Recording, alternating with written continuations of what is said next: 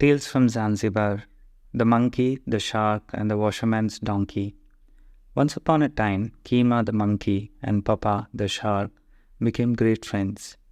The monkey lived in an immense koyu tree which grew by the margin of the sea, half of its branches being over the water and half over the land. Every morning, when the monkey was breakfasting on the koyu nuts, the shark would put in an appearance under the tree and call out, "Throw me some food, my friend," with which request the monkey complied most willingly. This continued for many months until one day Papa said, "Kima, you have done me so many kindnesses. I would like you to go with me to my home that I may repay you." "How can I go?" said the monkey. "We land beasts cannot go about in the water." "Don't trouble yourself about that," replied the shark. "I'll carry you. Not a drop of water shall get to you."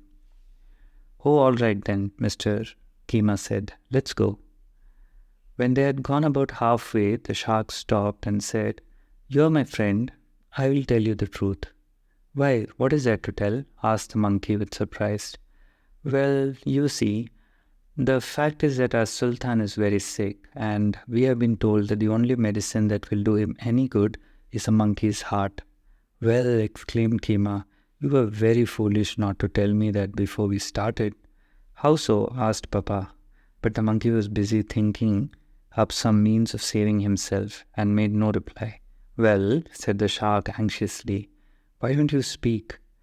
"Oh, I have nothing to say now. It's too late. But if you had told me this before we started, I might have brought my heart with me." "What? Haven't you your heart here?" "Ha!" ejaculated Kima. "Don't you know about us? When we go out, we leave our hearts in the trees and go about only with our bodies. But I see you don't believe me. You think I'm scared. Come on, let's go to your home where you can kill me and search for my heart in vain." The shark did not believe him, though, and exclaimed, "Oh no, let's go back and get your heart." "Indeed no," protested Kima. "Let us go on to your home." But the shark insisted that they should go back, get the heart, and start afresh. At last, with great apparent reluctance, the monkey consented, grumbling sulkily at the unnecessary trouble he was being put to. When they got back to the tree, he climbed up in a great hurry, calling out, "Wait there, Papa, my friend, while I get my heart, and we'll start off properly next time." When he had got well up among the branches, he sat down and kept quite still. After waiting what he considered a reasonable length of time, the shark called, "Come along, Kima," but Kima just kept still and said nothing. In a little while he called again, "Oh, Kima, let's get going." At this the monkey poked his head out from among the upper branches and asked in great surprise, "Going? Where?" "To my home, of course." "Are you mad?" queried Kima. "Mad? What do you mean, mad?" cried Papa. "What's the matter with you?" said the monkey. "Do you take me for a washerman's donkey?" "What peculiarity is there about a washerman's donkey?" the shark said. "It is a creature that has neither heart nor ears." The shark, his curiosity overcoming his haste, thereupon begged to be told the story of the washerman's donkey, which the monkey related as follows. A washerman owned a donkey of which he was very fond.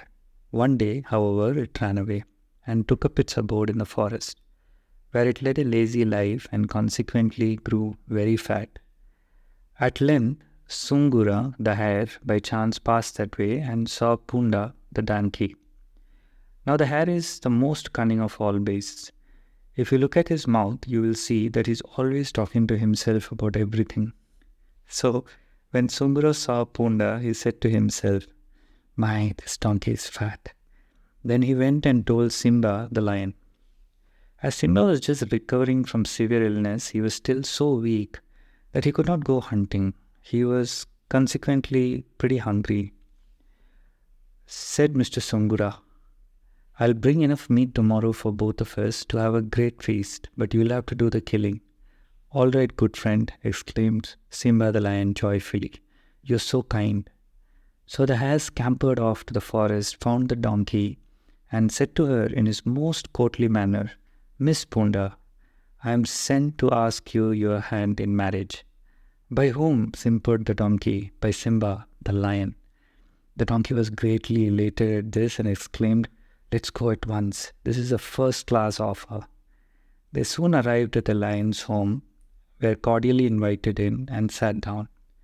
Sungura gave Simba a signal with his eyebrow to the effect that this was the promised feast and that he would wait outside. Then he said to Punda, "I must leave you for a while to attend to some private business. You stay here and converse with your husband, the lion, that is to be." As soon as Sungura got outside, the lion sprang at Punda and they had a great fight. Simba was kicked very hard and he struck with his claws as well as his weak health would permit him. At last the donkey threw the lion down and ran away to her home in the forest. Shortly after, the hare came back and called, "Here, Simba, have you got it?" "I have not got it," growled the lion. "She kicked me and ran away, but I warrant you I made her feel pretty sore, though I am not strong." "Oh, well," remarked Sungura, "don't put yourself out of the way about it." Then Sungura waited many days until the lion and the donkey were both well and strong, when he said, "What do you think now, Simba? Shall I bring you your meat?"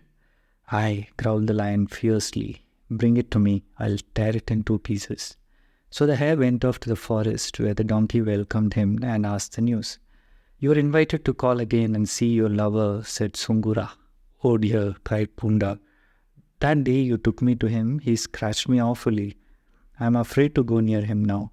"Ah, sha," said Sungura. "That's nothing. That's only Simba's way of caressing."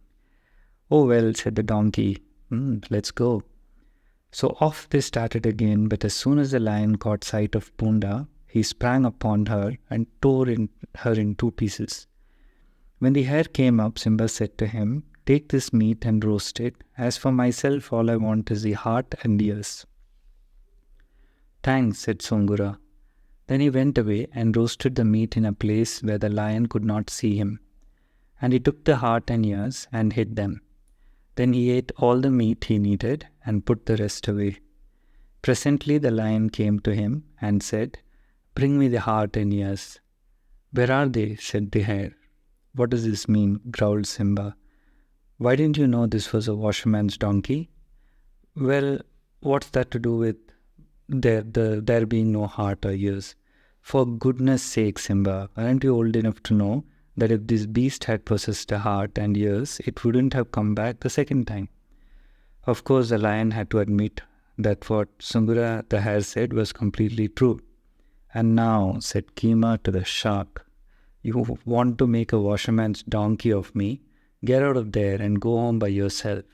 You're not going to get me again, and our friendship is ended. Goodbye, Papa."